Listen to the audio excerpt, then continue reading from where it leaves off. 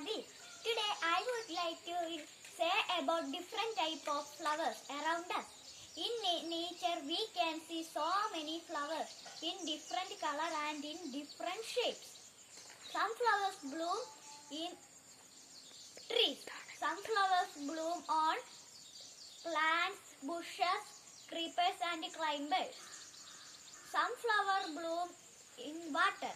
Some flowers bloom in night. Flower used for making medicine, perfume and for decoration. I would like to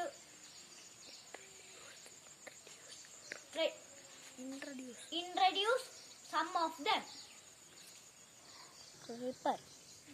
This is flower on creeper. Flower on small plant. Flower on creeper. On small plant.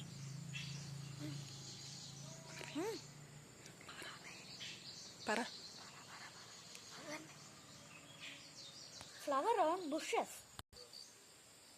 Flower on small trees. Thank you, friends.